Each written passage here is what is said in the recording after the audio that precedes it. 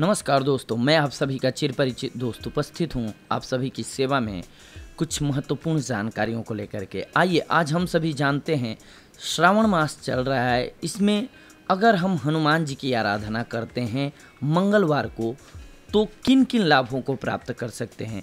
अमूमन लोग जानते हैं कि श्रावण मास जो है वो शिव जी का मास है। इसमें सोमवार के व्रत का विशेष लाभ होता है। लेकिन क्या आप जानते हैं कि अगर मंगलवार को आप पूजन करते हैं श्रावण मास में हनुमान जी का तो किन लाभों को पा सकते हैं। आइए आज हम जानते हैं। सावन के महीने में किया गया हनुमान पूजन शीघ्र फलदायी होता है। पंचांग के अनुसार श्रावण हिंदू वर्ष का 5वां महीना है और शिव भक्ति का ही विशेष काल है। श्रावण मास हिंदू सनातन परंपराओं के अनुसार मनुष्य जीवन के 4 संयम की अहमियत बताने वाला महीना है। हनुमान जी एकादश रुद्र अवतार हैं, अर्थात वे भगवान शंकर के 11वें अवतार माने जाते हैं। एकादश रुद्र अवतार का चरित्र भी संयम, शौर्य, पराक्रम, बुद्धि, बल, पवित्रता, संकल्प, शक्तियों के बूते जीवन को कष्ट, बाधाओं एवं संकटों से दूर रखना तथा दूर रखने की प्रेरणा देना होता है। सावन के महीने में जहां भगवान शिव की आराधना का विशेष फल मिलता है, वहीं इस समय भोलेनाथ के 11वें रुद्रावतार हनुमान जी की भी पूजा की जाती है। सावन के महीने में किए गए हनुमान जी के इन उपायों से बड़े काम भी आसानी से हो जाते हैं। तो आइए आज हम जानते हैं इन्हीं उपायों को।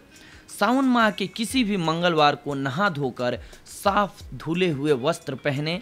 इसके बाद नज़दीकी हनुमान मंदिर में जाकर चमेली के तेल तथा सिंदूर मिश्रित चोला चढ़ाएं। साथ ही चोला चढ़ाते समय एक दीपक हनुमान जी के सामने जलाकर रख दें। दीपक में भी चमेली के तेल का ही उपयोग करें, आपको लाभ होगा।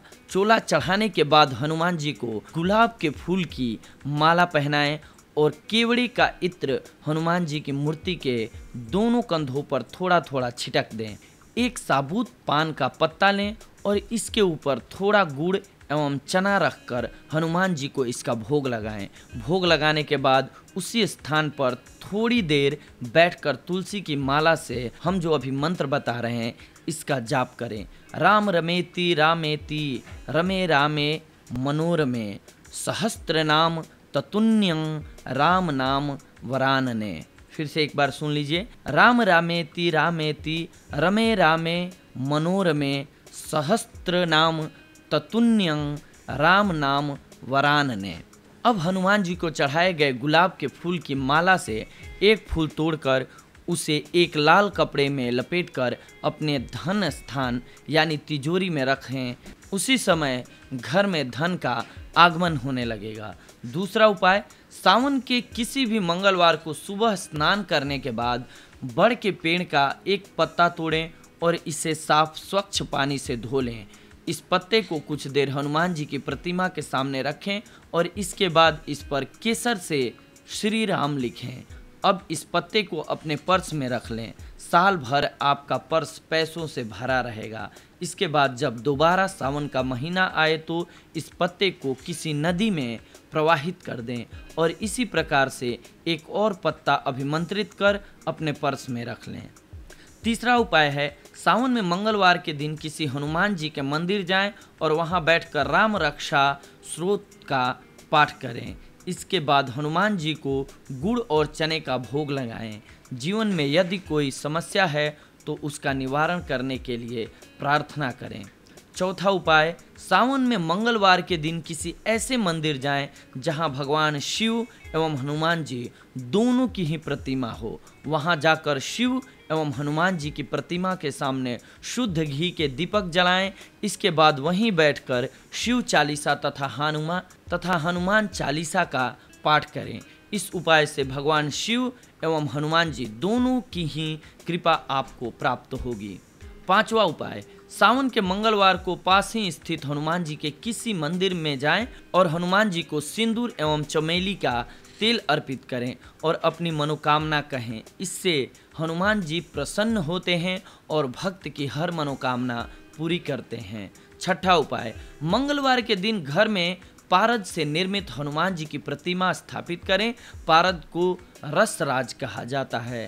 तंत्र शास्त्र के अनुसार पारद से बनी हनुमान प्रतिमा की पूजा करने से बिगड़े काम भी बन जाते हैं।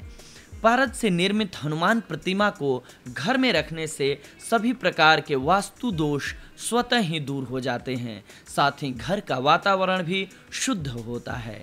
प्रतिदिन इसकी पूजा करने से किसी भी प्रकार के तंत्र का असर घर में नहीं होता है और न ही साधक पर किसी तंत्र क्रिया का प्रभाव पड़ता है। यदि किसी को पितृदोष हो तो उसे प्रतिदिन पारद हनुमान प्रतिमा की पूजा करनी चाहिए। इससे पितृदोष समाप्त हो जाता है।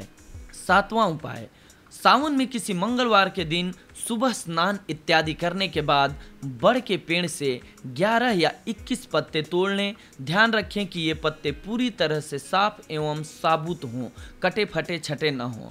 अब इन्हें स्वच्छ पानी से धो लें और इनके ऊपर चंदन से भगवान श्री राम का नाम लिखें। अब इन पत्तों को एक माला बनाएं। माला बनाने के लिए पूजा में उपयोग किए जाने वाले रंगीन धागे का इस्तेमाल करें। अब समीप स्थित किसी हनुमान मंदिर जाएं और हनुमान जी की प्रतिमा को यह माला पहना दें। हनुमान जी को प्रसन्न करने का यह बहुत ही प्राचीन टोटका है। 8वां उपाय, यदि आप पर कोई संकट है तो सावन में किसी मंगलवार के दिन हम जो बता रहे हैं इस हनुमान मंत्र का विधि विधान से जप करें। इसकी विधि इस प्रकार से कुछ है। सुबह जल्दी उठकर सर्वप्रथम स्नान इत्यादि नित्य कर्म से निवृत्त होकर साफ वस्त्र पहने। इसके बाद अपने माता पिता, गुरु, इष्ट एवं कुल देवता को नमन कर कुश का आसन ग्रहण करें। पारद हनुमान प्रतिमा के सामने इस मंत्र का जप करेंगे तो विशेष फल मिलता है। जप के लिए लाल हकीक की माला का प्रयोग करें। मंत्र हम आपको बता रहे हैं। ओम नमो हनुमते रुद्रावताराय सर्वशत्रु संहाराणाय सर्वरोग हराय सर्ववशीकरणाय रामदूताय स्वाहा।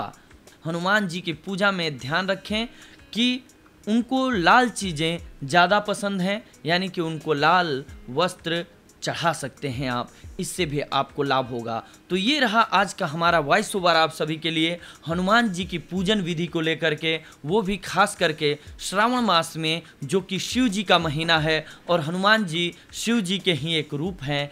तो आप इस विधि से पूजा करते हैं अगर इनकी, तो आपको विशेष कृपा प्राप्त होगी हनुमान जी की और आप धन्य धान से भरपूर हो जाएंगे। आपके सारे कष्ट मिट जाएंगे। इसी के साथ हम आपसे विदा लेते हैं। अगली बार हम आप सभी से जुड़ेंगे कुछ एक और महत्वपूर्ण जानकारियों को लेकर के। तब तक के लिए धन्यवाद। नमस्कार दोस्तों।